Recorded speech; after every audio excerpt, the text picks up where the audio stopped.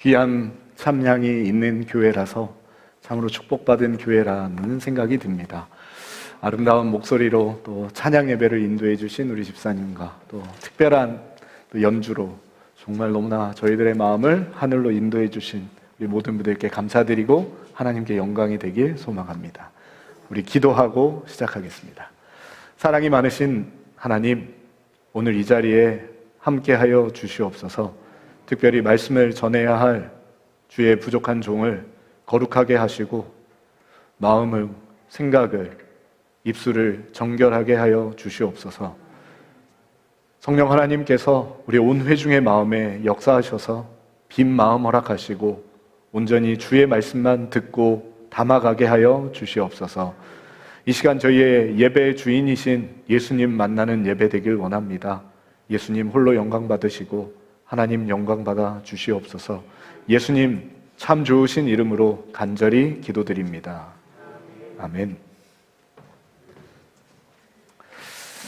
행복한 안식일입니다. 우리 옆에 있는 분들, 앞에 있는 분, 앞뒤로 인사 좀 해볼까요? 서로 인사하겠습니다. 행복한 안식일입니다. 이렇게 하고, 네, 손도 잡아주시고 미소로 맞이해 주시면 좋겠습니다. 아유, 너무 좋습니다.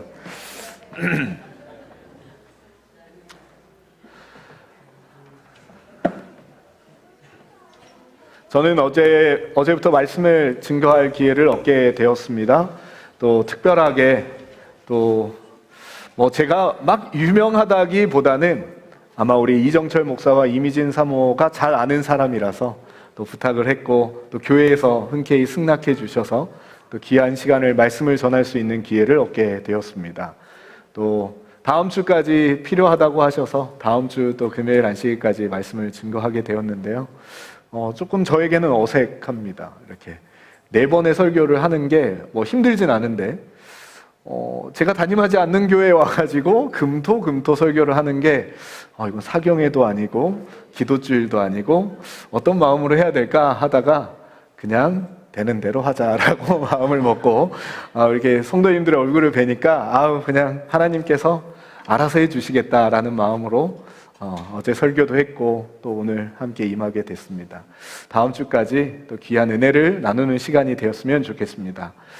제가 말씀드린 것처럼 제가 이제 다음 세대를 위한 복음과 예언을 좀 준비해야 되겠다라고 하면서 제 나름대로 설교들을 준비하고 또 예언 전도, 복음 전도 강목들을 준비하고 있습니다. 저에게 새로운 도전이 있다면 예언을 복음으로 설교하자.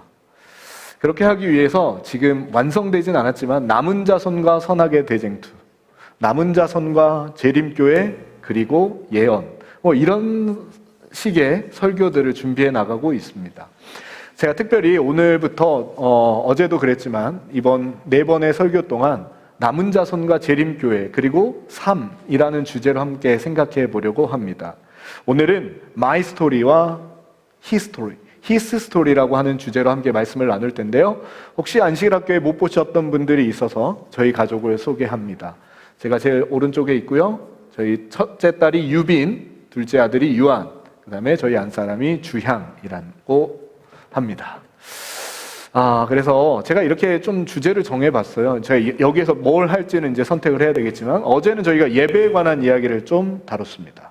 기억나시나요? 예배는 뭐다? 예수님을 어떻게 만나는 것이다? 개인적으로 1대1로 만나는 게 예배다. 왜 우리가 예배에 대하여 중요함을 가져야 되냐면 대쟁투의 싸움의 쟁점이 무엇인가 하면 경배의 문제였어요. 누구를 어떻게 경배할 것인가. 제7일 안식일 예수 재림교회가 믿고 있는 선악의 대쟁투의 쟁점은 무엇이냐 하면 경배의 문제라는 것입니다. 그 경배의 문제에 무엇도 있어요? 끝까지 내려가다 보면 안식일 문제도 있습니다. 그런데 우리가 안식일을 어떤 날을 지키느냐도 중요하지만 우리가 드리고 있는 이 예배를 어떻게 드려야 되는지, 오늘 하루 드리는 이 예배가 여러분의 삶에 그 사마리아 여인처럼 물동이를 버려두고 자기가 들고 있던 그 물동이를 버려두고 세상으로 나아갈 만큼 강력한 변화를 이끌어내는 예배가 있어야 된다고 생각하는 것입니다. 오늘 이 예배가 예수님을 개인적으로 만나는 예배가 되길 간절히 바랍니다. 오늘은 두 번째, 하늘에서 전쟁이 있었는데 그 전쟁이 있게 된 이유와 그 전쟁의 모습을 통하여 우리들의 삶의 적용점을 찾아보려고 합니다. 요한계시록 12장에 보니까 하늘에 전쟁이 있었다라고 말합니다. 그런데 그 전쟁이 오늘날 땅에도 함께 있다는 사실을 말씀드리고 싶은 것입니다. 요한계시록 12장 7절과 9절의 말씀, 요한계시록 12장 7절과 9절의 말씀을 같이 읽겠습니다. 읽어볼까요? 시작.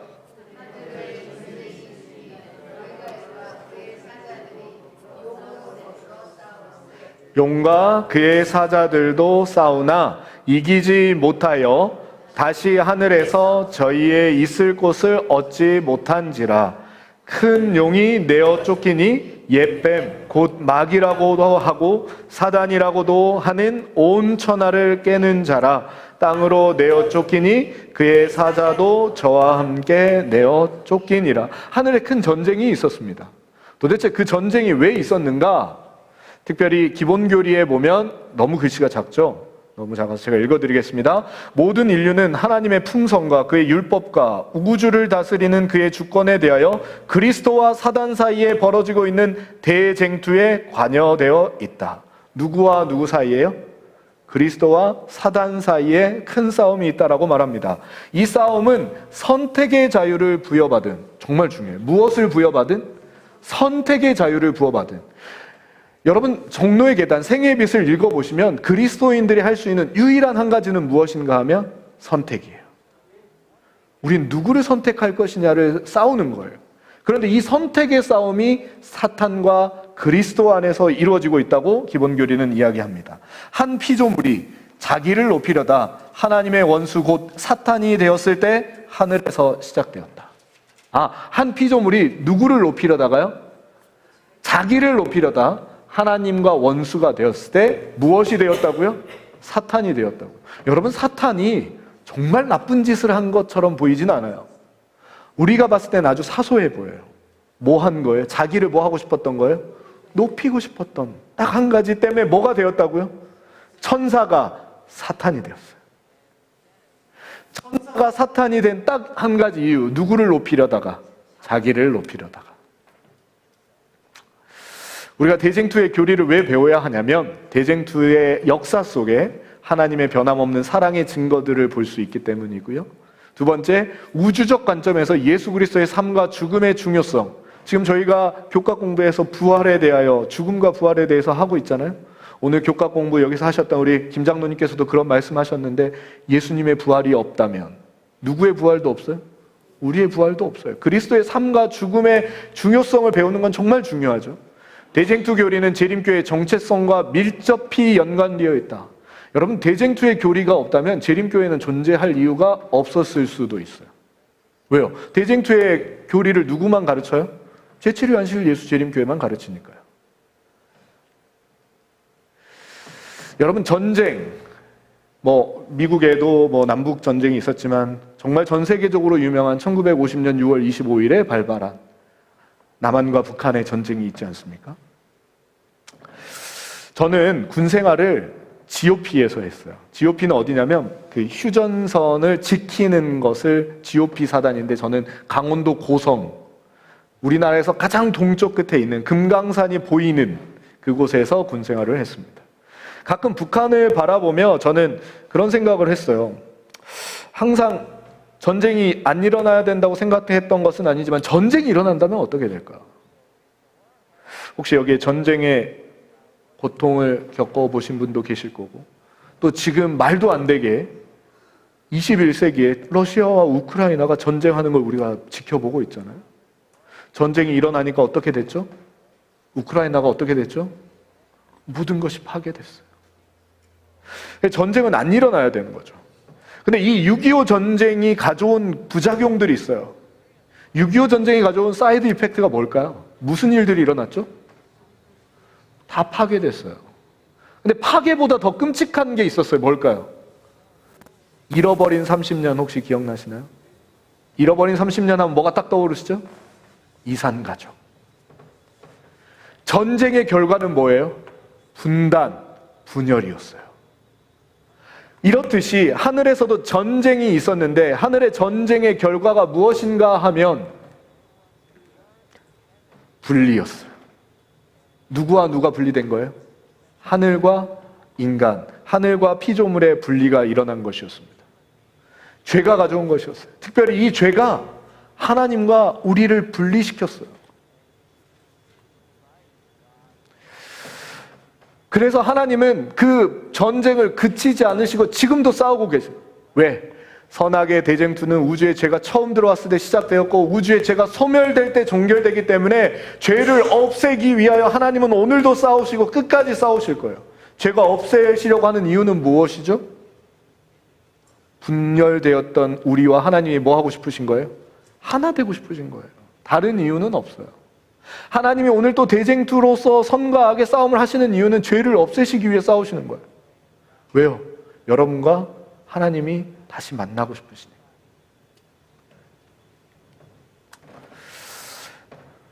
죄로부터 우리를 지키고 구원하시기 위하여 하나님은 여전히 싸우고 계시다는 사실을 기억하시면 좋겠습니다. 성경이 말하는 구원을 온전히 이해하려면 죄로부터 받는 구원의 의미를 완전히 이해해야 돼요. 그렇다면 죄는 무엇일까? 죄는 무엇일까? 죄는 이렇게 이야기하고 있습니다. 죄는 그 무엇이든 하나님과 반대되는 것. 죄는 무엇이라고요? 하나님과 반대되는 것. 하나님은 온 우주 앞에 무엇이 옳고 무엇이 그른지를 보여주시는 유일한 존재신데 이는 그분 자신이 온 우주에서 절대적 선과 의의 유일한 기준이 되심을 의미한다. 따라서 무엇이든지 그분의 성품, 그분의 뜻, 그분의 말씀, 그분의 율법, 그분의 목적 등과 조화되지 않는 것은 모두 죄로 여겨진다. 모두 죄로 여겨지는 거예요. 하나님과 조화되지 않는 생각, 하나님과 반대되는 목적, 하나님과 조화되지 않은 언어, 하나님과 반대되는 행동을 죄라고 정의할 수 있는 것입니다. 여러분 한번 생각해 보시기 바랍니다. 저와 여러분의 삶에서 하나님의 말씀과 조화되지 않는 것이 있다면 죄가 있다는 것인데 그렇다면 하나님께서 그 죄의 문제를 해결하기 위하여 여전히 싸우고 계시는 것이 바로 선과 악의 싸움, 선악의 대쟁투라고 하는 것입니다. 선과 악의 싸움이 처음에는 사탄과의 싸움이었지만 나중에는 지금 누구와 싸우고 계시는 거예요? 저와 여러분이 누구와 싸우고 있어요? 하나님과 싸우고 있는 거예요. 여러분 선악의 대쟁투는 보이지 않는 세계에 사탄과 하나님의 싸움이라고만 생각하시면 안 돼요. 바로 오늘 이 자리에 저와 여러분의 싸움이기도 하다는 거예요. 저도 이제 설교를 할 기회보다 말씀을 들을 기회가 훨씬 더 많아졌어요. 공부를 하고 있으니까. 그럼 말씀을 들을 때 잠깐만 딴 생각을 해도 설교자보다 더 많은 말을 하고 있습니다. 속으로.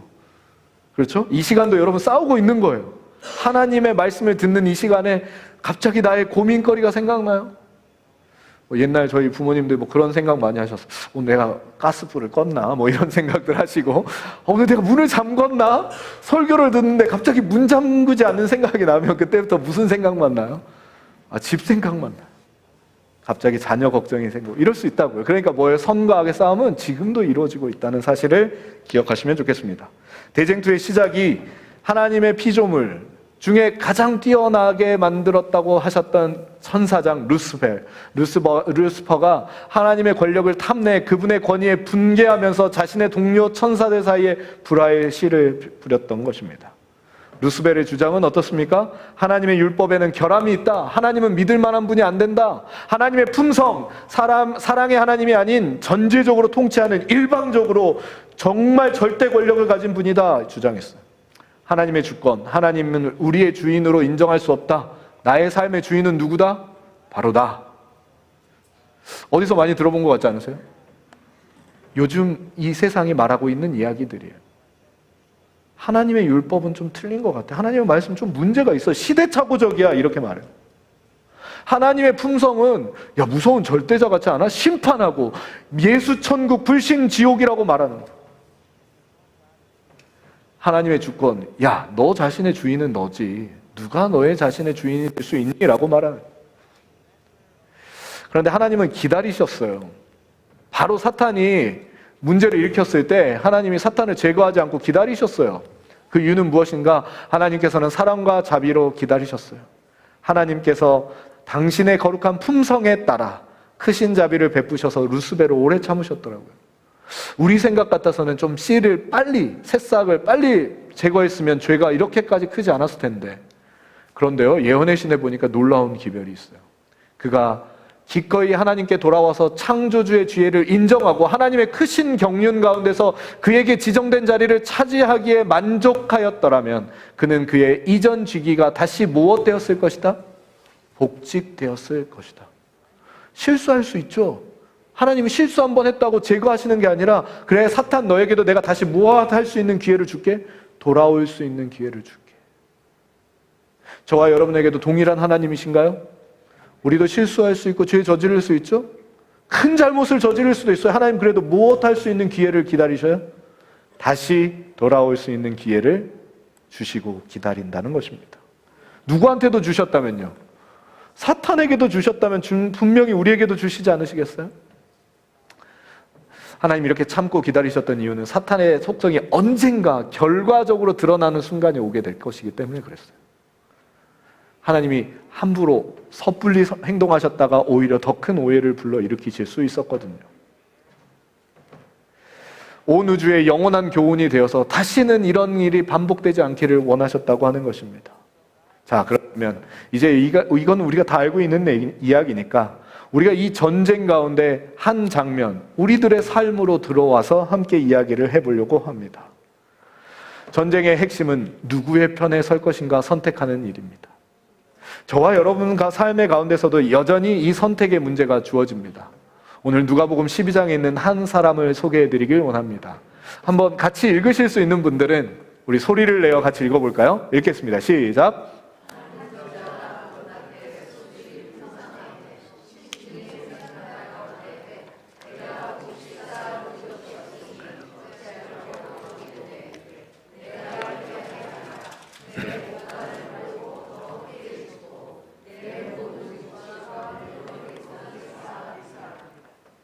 마저 읽겠습니다. 시작. 또 내가 내 영혼에게 이르되 영혼아 여러 해 쓸 물건을 많이 쌓아두었으니 평안히 쉬고 먹고 마시고 즐거워하자 하리라 하되. 그런데요, 이렇게 이 사람에게 하나님이 이렇게 말씀하십니다. 하나님은 이르시되 어리석은 자여 오늘 밤 너의 영혼을 도로 찾으리니 그러면 너의 준비한 것이 네 것이 되겠느냐. 예수님께서 한 비유를 들어서 한 사람에 대한 이야기를 주셨습니다. 이 사람은 어떤 사람인 것 같아요? 여기 보니까 부자입니다. 성공하고요, 능력 있는 사람이에요. 그 사람이 얼마나 성공했냐면 이번 올해 사업도 너무 성공해가지고 너무 자기의 재산과 자산을 쌓아둘 곳이 없어서 이제 더 큰 곳간을 짓겠다고 선언했습니다. 그렇게 열심히 인생을 살다 보니 이제 스스로 이 정도면 됐다라고 생각하며 자기 자신을 만족하며 이렇게 말합니다. 내가 나의 영혼에게 말하는 거예요. 내 스스로 혼잣말을 하는 거예요. 제가 해볼까요? 영진아, 그래 너 그동안 참 고생했다. 이제는 뭐해? 너 지금 쌓아둘 만큼 쌓아두었고 먹고 살 만큼 충분히 갖춰졌으니 이젠 좀 쉬자. 평안히 쉬고 먹고 마시고 이제 즐거워만 하면 될 것 같아 라고 하는 거예요. 여러분, 이 사람의 인생 잘 살았습니까? 못 살았습니까? 잘 살았어요. 그런데 갑자기 하나님이 뭐라고 말씀하시는 거예요? 아유, 이 어리석은 사람아, 오늘 밤 너의 영혼이 죽는다면 그동안 너가 쌓아둔 것은 누구의 것이 되겠느냐. 저희가 얼핏 보면 정말 잘 산 사람의 인생이고 열심히 살아서 성공한 인생인데 하나님은 갑자기 왜 어리석은 자라고 평가하실까? 이런 얘기를 들으면 문득 내가 세상에서 어떻게 살아야 되나 고민이 들 수도 있어요. 하나씩 이 사람의 이야기를 살펴보겠습니다. 그 부자가 그날 밤 죽었습니다. 그는 왜 죽었을까요? 왜 죽었을까요? 심장마비로요. 좋습니다. 이런 풍부한 상상력 너무 재밌잖아요. 심장마비로 하다가 죽었어요. 그는 왜 죽었을까요? 정말 죄송하지만 이유가 안 나와요. 성경에는 그 이유가 안 나오죠. 그런데 우리가 분명히 확실히 알 수 있는 팩트가 있어요. 그는 정말 열심히 살았어요. 그런데 왜 죽었을까? 그는 열심히 살았는데 그러나 죽었어요. 아니, 성경이 말하고 있는 내용은 이거밖에 없어요. 정말 열심히 살았고 부자였는데 죽었다. 인생에 이제 로그아웃 한 거예요. 오늘 설교 제목이 무엇이었죠? My story, his story. 우리가 살아갈 때 두 가지의 이야기가 있습니다. 하나는 나의 이야기, 하나는 하나님의 이야기. 인생에게는 두 가지의 이야기가 존재합니다. 나의 이야기가 존재하고 하나님의 이야기가 존재합니다. 저와 여러분의 삶에도 나의 이야기를 쓰는 인생이 있고 하나님의 이야기가 되는 인생이 있다는 사실을 기억하시면 좋겠어요. 한번 이번 한 주를 돌아볼까요? 이번 한 주 동안 저와 여러분은 누구의 이야기를 써내려갔습니까? 하나님의 이야기가 되셨나요? 혹은 나의 이야기만 써내려가시느라 분주하셨나요? 여기 보면 그 한 사람의 인생을 평가하는데 돌아가 보면, 죄송합니다, 아까 그 부자의 이야기를 다시 한번 살펴보겠습니다. 여기 보니까 가장 많이 나온 글자가 무슨 글자예요? 내가, 나, 내 것, 내가. 이 사람의 인생은 누구만 생각하며 산 거예요? 나만 생각하는 거예요. 나만 채우며 살아갔던 거예요. 내가 이렇게 할 거야. 내 곡간, 내 모든 곡식, 내 물건. 심지어 자기애도 강해요. 나를 너무 사랑해요. 내가 나에게 말하는 거예요. 내 스스로 위로하고 내 스스로 즐기자고 제안하는 것입니다. 저와 여러분의 한 주는 어떠셨나요? 저와 여러분도 내가 나의 곡간을 위하여, 나의 경제를 위하여, 나의 건강을 위하여, 나의 삶을 위해서만 살아오지는 않으셨나요? 이 부자가 죽은 이유는 어떤 이유인지는 모르겠지만 이 사람의 인생을 하나님이 어리석다고 평가하신 이유는 이 사람의 인생을 끝내고 났더니 남는 게 있어요, 없어요? 아무것도 없더라고요. 제가 여기 그림에서 좀 빠졌는데 중국에 가니까, 죄송합니다, 중국에 가니까 왕릉이 많은데 왕릉에 큰 왕의 비석이 있어요. 그 왕의 묘비에 무엇이 적혀 있는지 아세요? 아무것도 안 적혀 있어요. 왜 아무것도 안 적혀 있을까요? 두 가지 이유가 있어요. 하나는 긍정적인 이유가 있어요. 긍정적인 이유는 뭘까요? 왕의 업적을 쓸 게 너무 많아서요. 이건 긍정적인 이유예요. 이 사람의 인생을 기록할 게 너무 많아가지고 업적이 너무 많아서 기록을 못 하겠는 거예요. 그래서 이 사람 딱 빈 걸로 놔두는 거예요. 이 사람의 인생은 너무 잘 살아서 여기에 쓰기 뭐하다? 부족하다. 그런데 반대로 부정적인 이유는 뭘까요? 쓸 것이 없어요. 중국의 왕릉에, 북경의 위에 가보면 큰 왕릉의 한 묘비, 왕의 묘비에는 아무것도 없이 역사가 그대로 남겨놨어요. 이 왕의 인생이 한평생을 왕으로 살았는데도 남길 만한 뭐가 없다? 기록이 없다. 그래서 하나님 뭐라고 말씀하시는 거예요? 어리석은 인생이다. 그가 열심히 살았지만 그가 죽은 이유는, 그의 인생에 어리석다고 평가받으며 죽은 유일한 이유는 그의 삶이 그의 이야기만 있었기 때문입니다. 자신의 이야기만 존재하는 인생을 하나님은 어리석다라고 표현해요. 우리 모든 사람에게는 이야기가 존재합니다. 혹시 이 그림이 어디의 그림인지 혹시 아시는 분 계세요? 남산이에요. 가보셨군요, 다. 이게 최근의 남산의 모습이에요.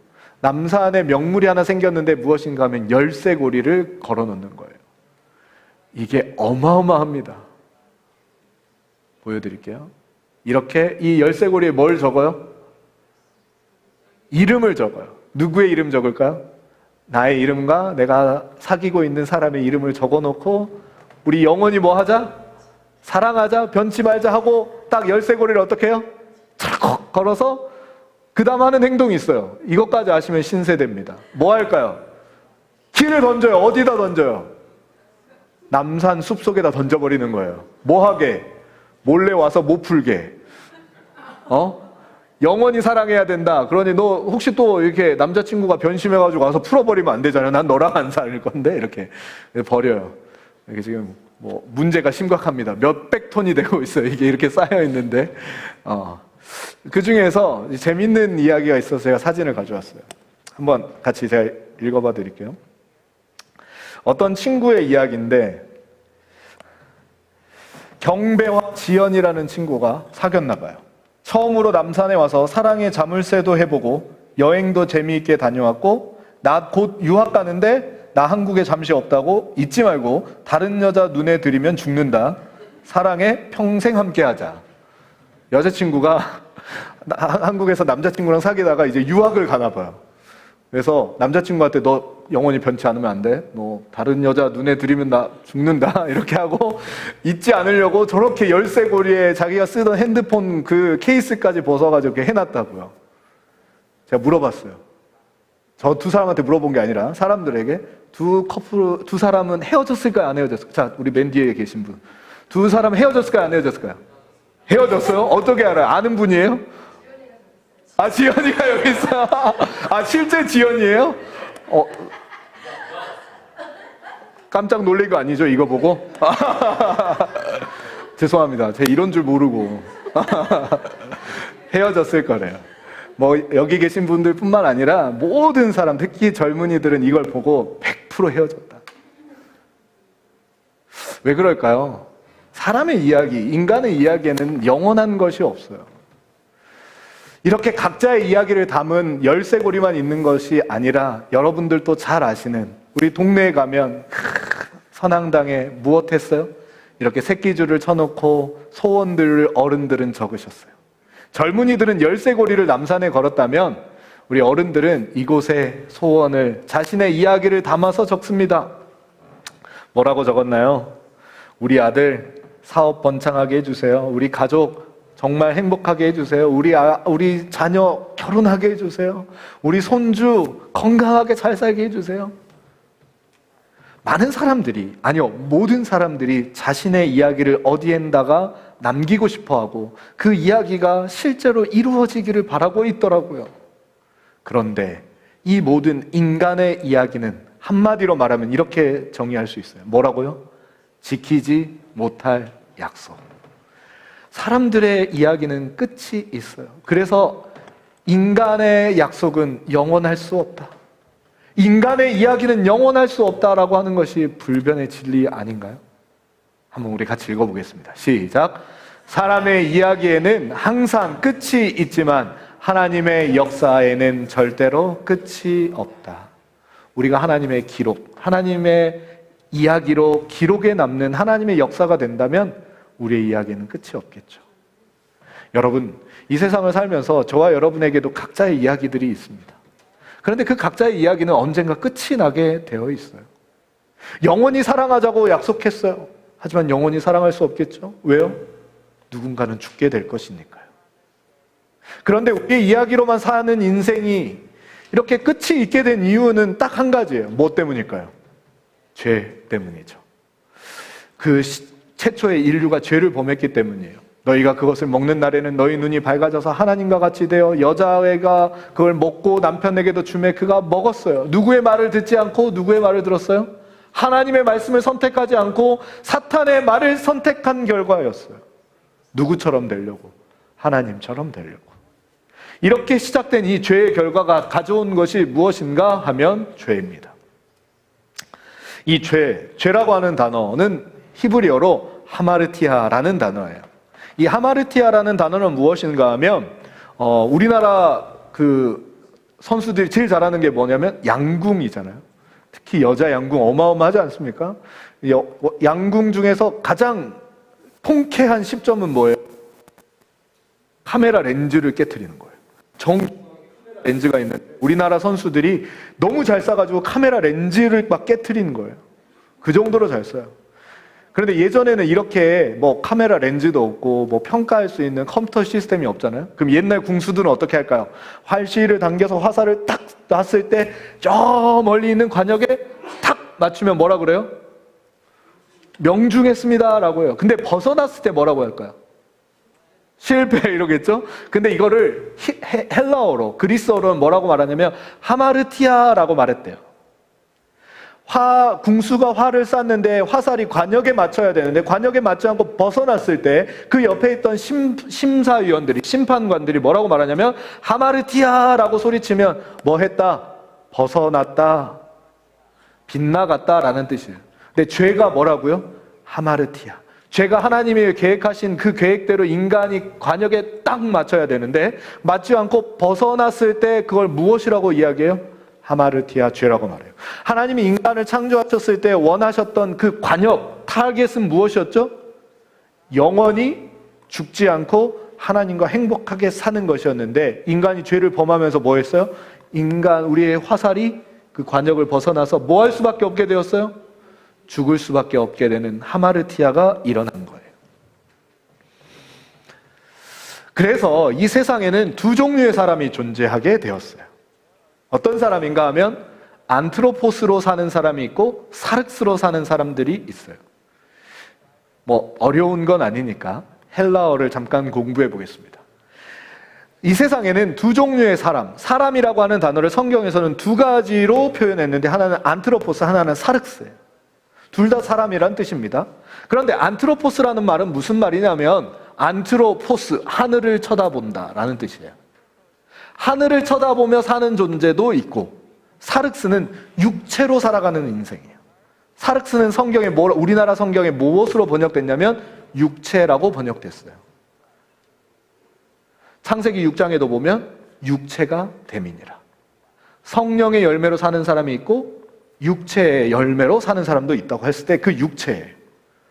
그래서 사륵스는 어떤 존재인가 하면 하나님이 원래 세우셨던 계획대로 하늘을 사모하며 하늘을 바라보며 하늘을 생각하며 하나님의 이야기로 살아가는 존재를 안트로포스라고 말하고, 이 땅을 살면서 땅의 것들과 내 육체에 포함된 것, 먹고 마시고 즐기는 것에 집중하여 육체의 정욕으로만 살아가는 존재를 사륵스라고 표현한다는 거예요. 그래서 우리는 안트로포스를 무엇이라고 부르냐면 성도라고 부릅니다. 사륵스를 무엇이라고 부르냐면 자연인이라고 불러요.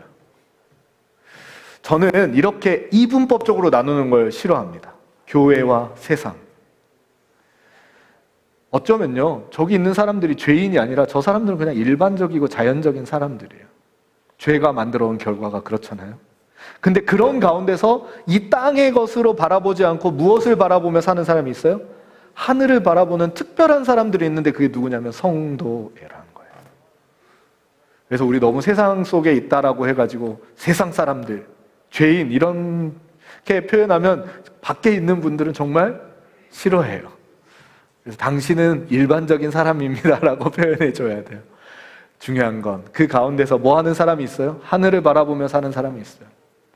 성경에 보면 어리석은 자는 이렇게 평가하는데, 어리석은 자 함께 읽어볼까요? 시작. 어리석은 자는 그의 마음에 이르기를 하나님이 없다 하는도다. 여러분, 아까 그 부자 열심히 산 인생을 하나님이 어리석다고 하는 이유를 이제 아시겠죠? 시편에서 뭐라고 말했어요? 어리석은 자는 그의 마음에 이르기를 하나님이 없다. 하나님이 보셨을 때 어리석은 인생은 어떤 인생이에요? 하나님이 없다라고 말하는 인생을 어리석은 인생이라고 말한다는 것이죠. 에베소서 5장 15절 17절에도 이런 표현이 나옵니다. 한번 같이 읽어볼까요? 읽겠습니다. 시작. 세월을 아끼라, 때가 악하니라. 그러므로 어리석은 자가 되지 말고 오직 주의 뜻이 무엇인가를 이해하라. 우리가 선악의 대쟁투를 배우면서 오늘 선과 악의 대쟁투에서 우리의 삶의 가장 중요한 것은 선택이라고 했는데, 여기 하나님이 이렇게 사도 바울을 통해 권면하십니다. 어리석은 자가 되지 말고 오직 주의 뜻이 무엇인가를 이해하고 분별하여서 지혜로운 사람이 돼야 돼. 자, 그렇다면 우리에겐 두 가지 선택권이 있나 봅니다. 어리석은 자가 되는 선택, 하나님이 인정하시는 삶을 사는 선택이 있어요. 근데 여기에 구체적으로 한 가지 딱 구절이 나와 있네요. 무엇을 아끼라? 세월을 아껴라. 왜요? 때가 악하니라. 혹시 자녀들에게 이런 말씀 해보셨나요? 혹시 여러분들의 부모님이 이런 조언을 해주신 적 있나요? 조언이 아니라 질책이죠. 야, 세월을 아껴. 부지런히 열심히 살아야지. 야, 이 세상이 얼마나 악하니? 이렇게 말하죠. 근데 자세히 보면 그런 뜻이 아니에요. 시간이라고 하는 것도 헬라어로는 두 단어가 있어요. 첫 번째, 크로노스와 헤메라가 있고 카이로스가 있어요. 시간이라고 하는 표현하는 게 크로노스가 있고 카이로스가 있어요. 영어식 표현에도 약간 이런 느낌이 있죠. 크로니클이라고 하는 게 또 있고 카이로스가 있는데, 이 크로노스는 누구의 시간을 말하냐면 인간에게 적용된 시간을 크로노스라고 말하고, 카이로스는 하나님의 시간을 표현할 때 카이로스라고 하는데, 잘 보세요.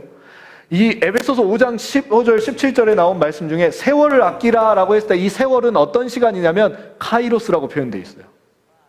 아끼라라고 하는 표현은 우리나라로 말하면 아끼라고 되어 있지만 실제로 헬라어는 엑사고라조인데, 엑사고라자는 무슨 뜻이 있냐면 되찾아와라, 구해라 라는 뜻이 있어요. 구원해라.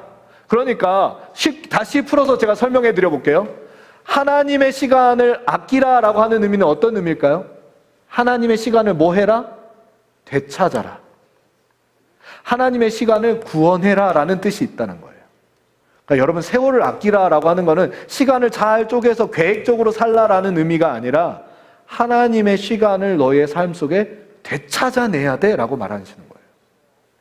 그럼 반대로 때가 악하다라는 말은 무엇인가 하면, 악하다라는 말이 헬라어로 포네로스라는 말인데 무슨 의미냐면 얼마 남지 않았다, 무가치하다 이런 뜻이에요. 그런데 인간의 시간, 헤메라, 크로노스는 어떻다고요? 무가치해. 근데 이게 또 어떻게 헬라어 문학에서 쓰였냐면 물거품이 된다 이런 뜻이에요. 인간의 시간은 물거품이 되니까 너희는 무엇해야 된다? 하나님의 시간을 너희의 인생에서 되찾아내야 돼. 하나님의 시간을 너희 인생에서 구원해내야 돼 라고 말하는 거예요.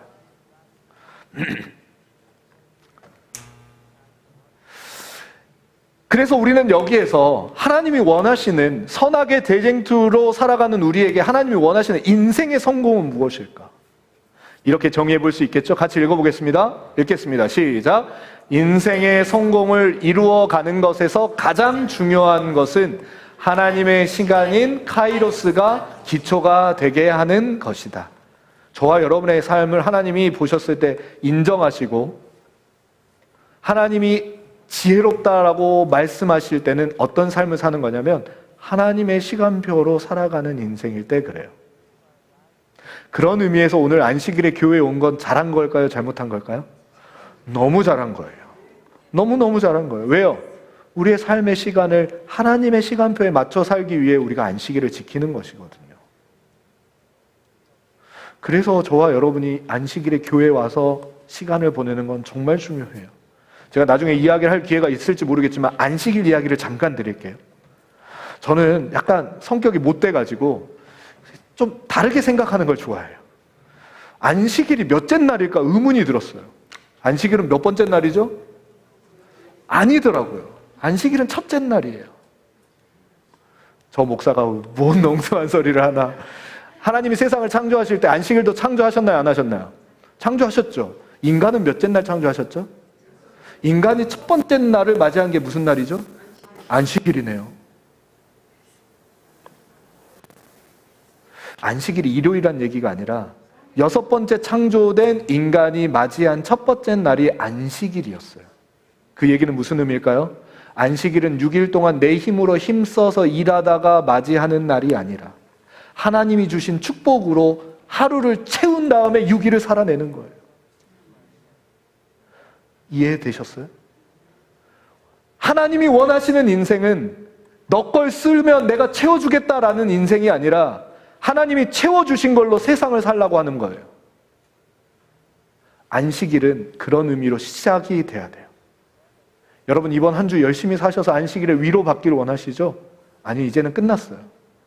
오늘 하루 채운 은혜로, 오늘 하루 받은 축복으로 다음 6일을 살다 오시면 되는 거예요. 그렇다면 하나님의 시간이 카이로스가 기초가 되게 하는 삶은 우리는 어떤 삶이라고 말할 수 있을까요? 안식일을 회복하는 삶이다. 안식일을 잘 지키는 삶이 카이로스적인 삶을 사는 첫 번째 단추라고도 말할 수 있을 거예요. 여러분 참 잘 오셨죠? 오늘 저와 여러분의 삶 속에 하나님이 약속하신 안식일의 축복과 회복이 함께 하셔서 다음 6일을 거뜬히 살 수 있는 힘을 얻게 되시길 주님의 이름으로 축복합니다. 또 이어서 보겠습니다. 카이로스가 없는 크로노스는 아무것도 남지 않는 물거품과 같은 것이기 때문에 그렇습니다. 아직 아니에요. 기다리세요. 제가 너무 힘있게 강조를 했군요. 얼마 안 남았어. 조심해. 죄송해요. 자, 구원이란 같이 읽겠습니다. 시작. 구원이란 나의 시간, 나를 위한 시간에서 하나님의 시간, 하나님의 계획으로 옮겨 사는 것이다. 여러분, 구원이 다른 게 아니에요. 구원은 이 땅에 살던 사람이 하늘에 가서 사는 걸 구원이라고 말하잖아요. 이 땅에 살고 있는 우리가 구원을 받았다라는 뭐냐면, 나를 위한 시간을 살던 사람이 하나님을 위한 시간을 살게 되는 걸 구원이라고 말하는 거예요. 어렵게 생각하지 마세요. 그렇게 살다 보면 하늘에서 살 때 이질감이 있을까요? 없을까요? 없어요. 이 땅에서 이미 구원받은 삶을 산 사람들이 하늘에 가서 그대로 산다고 우리가 배웠잖아요. 다시 한번 읽을까요? 시작. 구원이란 나를 위한 시간, 하나님의 시간과 계획으로 옮겨 사는 것이 구원이에요. 누군가 여러분에게 구원 받으셨습니까? 라고 묻는다면 이걸 생각하시면 돼요. 내가 누굴 위해 사는지 생각해 보시면 돼요. 나를 위해 살고 있다면 나는 아직 구원을 좀 못 받았다. 근데 하나님의 시간표대로, 하나님의 계획표대로 내가 살고 있다면 당당하게 말씀하셔요. 저는 구원받은 삶을 살고 있습니다. 그렇다면 신앙이란 무엇일까? 대쟁투적인 관점에서 신앙이란 무엇일까? 같이 읽겠습니다. 시작. 신앙이란 자기의 시간표를 하나님의 시간표에 맞추려는 우리의 노력이에요. 우리가 신앙한다라고 하면 교회 다니는 게 아니라 내 시간표대로 살아가는 인생 속에 하나님의 시간표대로 맞추려고 노력하는 게 신앙이에요. 제가 왜 이런 이야기를 드리냐면, 우리 재림교회 안에서 이런 구분이 없고 구원과 신앙과 믿음이 너무 추상적인 거예요. 그래서 제가 다시 한번 정의를 좀 드리는 거예요. 신앙이란 자기의 시간표, 자기의 성공의 시간표대로 살 수 있지만 하나님의 시간표에 맞추려고 하는 우리의 매일의 노력을 우리는 신앙을 한다라고 표현할 수 있어요. 자, 마지막 믿음입니다. 믿음에 대해서 한번 같이 읽어보겠습니다. 같이 읽을까요? 시작. 자신의 시간표보다 하나님의 시간표를 우선순위로 선택하여 살아가는 것, 그것을 믿음이라고 한다. 신앙은 노력이라면 믿음이 있다라는 건 뭐냐면, 맞아, 내 시간표보다, 내 계획보다 하나님의 시간표, 하나님의 계획이 더 좋지. 그러면 우리의 삶 속에 두 가지의 시간표가 충돌할까요? 안 충돌할까요? 충돌하죠. 아, 성경을 읽고 기도하고 아침에 시작해야 되나? 아니면 내가 해야 될 일을 먼저 해야 되나? 충돌하죠. 그때 우리는 믿음이 있다면 뭘 먼저 선택할까요? 하나님의 시간표를 먼저 선택하겠죠. 그렇게 선택한다면 나에게는 뭐가 있는 거예요? 믿음이 있는 거예요. 인생의 중요한 문제들이 우리 청년들 앞에, 또 여기 계신 어른들 앞에 있습니다. 그럴 때 우리는 누구의 시간표를 먼저 생각해요? 하나님의 계획과 하나님의 시간표를 먼저 생각한다면 우리는 뭐가 있는 거예요? 믿음이 있는 거예요. 어떻게 이렇게 설교하면 많은 분들이 이렇게 물어요. 목사님, 도대체 하나님의 시간표대로 살려면 어떻게 해야 됩니까? 정노의 계단에 분명히 나왔습니다. 이렇게 말합니다. 아침마다 그대 자신을 하나님께 바치라. 어떻게 바쳐요? 그리고 이 일을 그대의 첫 번째 일로 삼으라. 또한 기도하기를, 오 주여, 나를 받으사 온전히 당신의 것으로 삼으소서. 나는 나의 모든 계획을 당신의 발 앞에 놓나이다. 아, 매일 아침마다 어떻게 기도하라고요? 오늘 나의 하루의 계획을 누구의 발 앞에 놓으라고요? 하나님 발 앞에 놓는 거예요. 하나님, 이게 마이 스토리, 나의 시간표, 마이 스케줄인데 하나님의 시간표로 바꿔주세요. 하나님의 시간표가 우선되게 해주세요. 나의 신앙을 발휘해서 그렇게 믿음으로 하루를 살아내라고 정노의 계단에 보면 나와 있어요. 이것을 날마다 행할 일과이다. 아침마다 그날을 위하여 자신을 하나님께 바치라. 모든 계획을 하나님께 맡겨 그의 섭리에 따라 행하기도 하고 그만두기도 할 것이다. 그렇게 살았으면 뭘 발휘한 거예요? 믿음을 발휘한 거예요. 이제 말씀을 정리하겠습니다. 자, 말씀을 정리하면서 저와 여러분의 삶 속에 매일의 우리의 삶이 과연 하나님이 원하시고 하나님을 선택하는 삶을, 하나님의 시간표대로 사는 삶을 살고 있는지를 확인하는 방법이 무엇일까? 너무 분명합니다. 제가 그 적용을 이 한 편의 시로 여러분에게 마무리하려고 합니다. 여러분, 시 한 편, 한국 시 한 편 외우는 거 있으세요? 없죠? 제가 외우게 해드릴게요. 이제 어디 가서 누가 시 아냐고 하면 이 시 읊으시면 돼요. 제목부터 외우세요. 뭐예요? 감자꽃. 1948년도에 권태응이라고 하는 시인이 지은 시입니다. 이거 못 외우시면 오늘 집에 가시면 안 돼요. 이거 다 외우고 가실 거예요. 시가 짧아서요. 자, 한번 같이 읽어볼까요? 시작. 자주꽃 핀 건 자주감자, 파보나 마나 자주감자. 빨리 외우세요. 자주꽃 핀 건 자주감자, 파보나 마나 자주감자. 외우셨죠? 자, 절반 외우신 거예요. 자, 절반, 나머지 절반 같이 읽겠습니다. 시작. 흰색 꽃 핀 건 흰색 감자, 파보나 마나 흰색 감자.